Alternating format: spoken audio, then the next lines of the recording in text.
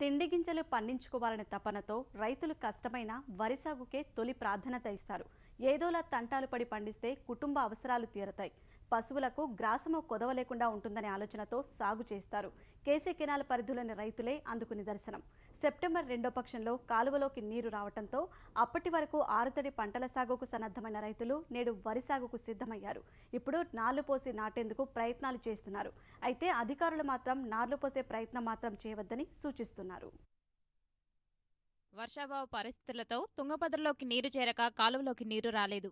దీంతో సెప్టెంబర్ మాసం వరకు రైతుకు నార్లు పోసేందుకు కూడా అవకాశం కలగలేదు. కర్నూలు జిల్లాలో ఈ కాలువ ఆధారంగా 3 డివిజన్లలో దాదాపు 4000 హెక్టార్ల వరి సాగవుతోంది.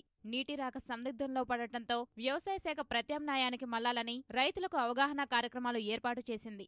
అప్పటి వరకు సరేనన్న రైతులు సెప్టెంబర్ 2వ పక్షంలో వచ్చిన నీటిని చూసి వరి సాగుకు సిద్ధమైపోయారు. వేల రూపాయలు వెచ్చించి నార్లు తెచ్చుకుని నాటుకున్నారు. ముదురు నారు కాలం మీరిన తర్వాత నాట్లు వేయడం, ఇదంతా కూడా దిగుబడి తగ్గిస్తుందని తెలిసినా తెగుళ్లకు ఆద్యం పోస్తుందని అవగాహన ఉన్నా వరిపై ఉన్న మక్కువతో రైతులు సాగుకు దిగారు. వేసిన కాడ నుంచి ఎకరాకు 10,000 ఖర్చు వచ్చింది. ఇంకా లేట్గా వేసినాం కాబట్టి తెగుళ్ళు కూడా బాగానే వస్తాయి.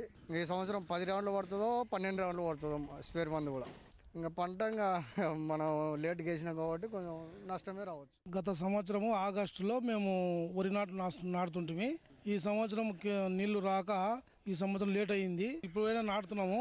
వ్యవసాయ అధికారులు వచ్చి మాకు సరే తెగులు నివారణ గురించి వాళ్ళు ఏదన్నా చెప్పి చేసి మా పంటలను కాపాడవలసిందిగా కోరుతున్నాం. నీటి ఊటతో మరే పంట పండించేందుకు ఆస్కారం ఉండదని, కొందరు జీవాలకు గడ్డి దొరుకుతుందని, మరికొందరు ఏదైనా గానీ వరి సాగుకే మొగ్గామంటారు. ఆల్రెడీ చూసి ప్రభుత్వం వచ్చేసి కృషి పరీలు వేసుకోవాలని చెప్పినారు. కృషి పరీలు అయితే మాకు పశువులకు మేత, దీనిలకు పరిస్థితి ప్రభావం వల్ల పశువులకు సంబంధించి ఉపయోగపడుతుంది. ప్లస్ మా కూడా దిగుబడి తక్కువ వచ్చినా ఉపయోగకరంగా ఉంటుందని చెప్పి వేసుకున్నాం పంటలు. ఇక వచ్చి వరి తప్ప వేరే పండదు. జోమ్ ఏరియా ఇది. కేసీ కెనాల్ వచ్చేసి కేసీ కెనాల్ కింద ఉన్న పొల్లమల్ల వచ్చేసి జోమ్ ఏరియా. ఇప్పుడు కేసీ కెనాల్ నీళ్ళు ఉన్నట్టు ఆటోమేటిక్గా అది జోమ్ తీసుకుంటుంది. చేను మొత్తం నీళ్ళు ఊట తీసుకుంటుంది. దాన్ని బట్టి మేము ఒక వరి పంట తప్ప వేరే దానికి పైరుకు పనిచేయదని చెప్పేసి వరి పంటనే వేసుకోవాల్సి నాటుకుంటున్నాము. దేవుని ఆయన వాన వాళ్ళది నీళ్ళు వచ్చినాయి, మేము పైర్లు నాటుకుంటున్నాము. ఇబ్బంది సార్, ఇబ్బంది కానీ దేవుని దాని దుమ్మ చేసి వేస్తున్నాం.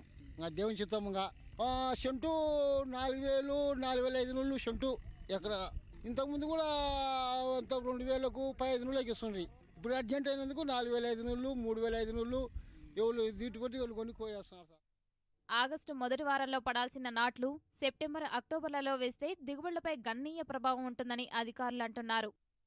అయితే అనుకోకుండా పోయిన నెల మనకు కేసీ కెనాల్కి నీళ్లు రావడం వల్ల రైతులందరూ ఇమ్మీడియట్గా ఈ వరి పంట మీద ఎక్కువ పోవడం జరిగింది. అయితే ఒక సమస్య ఏంటంటే ఇక్కడ దాదాపుగా 60 రోజులు లేదా 70 రోజుల పంట మనకు ఎక్కడైతే మనకు నారు పోసినారో ఆ నారు ఆల్రెడీ నాట్లు పడినాయి.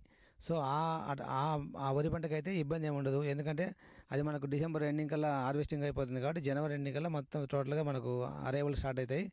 కాకపోతే దిగుబడులు మటుకు డెఫినెట్గా తగ్గుతాయి, అందులో సందేహం లేదు. 20 నుంచి 25 బస్తాల వరకు దిగుబడి సాధించుకోవచ్చు. అయితే రైతులకు దీని మీద అవేర్నెస్ క్యాంప్ పెట్టి మొత్తం సబ్ డివిజన్లో కూడా రైతులకు చెప్పడం జరిగింది. ఈ విధంగా వద్దు, మీరు వరి వేసుకునే బదులు సాధ్యమైనంత ఆడుతండ్రి పంటలకు పోమని చెప్పినాము. కానీ రైతులు ఏంటంటే మనకు అక్కడ ఒక తూములు ఓపెన్గా ఉంటాయి కాబట్టి పక్కన నుండే కొద్దిగా పొలాలకు నీళ్ళు రిలీజ్ అయినా కూడా మొత్తం అంతా ఈ సీపేజ్ వాటర్ వస్తుంది కాబట్టి ఇబ్బంది అని చెప్పి ఒకరు మొదలు పెడితే అందరూ మొదలు పెడతారని మొత్తం అందరూ చాలామంది వరకు మొదలుపెట్టి నాట్లు కూడా వేసుకున్నారు.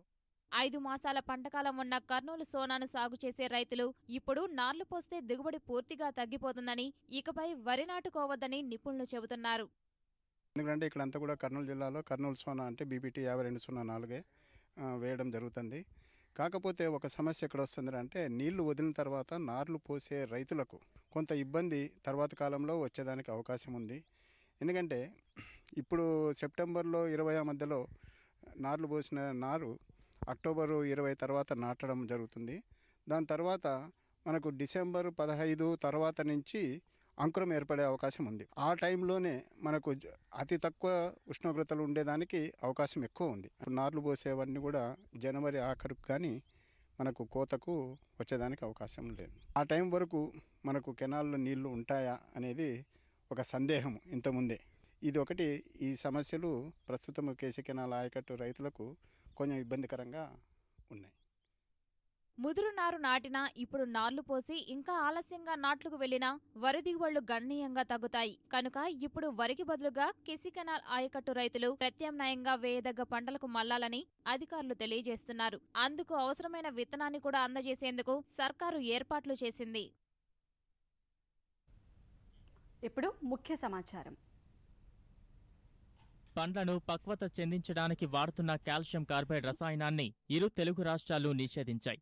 అయినప్పటికీ వాడకం జరుగుతూనే ఉండటంతో దీనిపై కఠిన చర్యలకు పూనుకోవడంతో పాటు రైతుల్లోనూ వ్యాపారుల్లోనూ అవగాహన కల్పించే దిశగా పలు కార్యక్రమాలు చేపడుతున్నారు.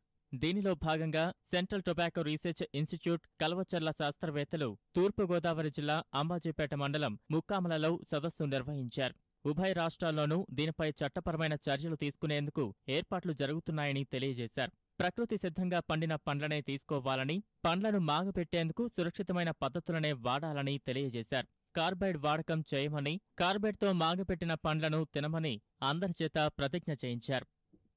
ఎక్కడైతే కర్పనం వాడుతున్న రైతులు కానీ వెండర్స్ కానీ ఇలా కర్పనం వాడినట్టయితే పంటలు మాగబెట్టడానికి వారిని చట్టబద్ధంగా వాళ్ళని అరెస్ట్ చేయాలని కూడా చాలా స్టేలు విధించడం కూడా జరిగింది.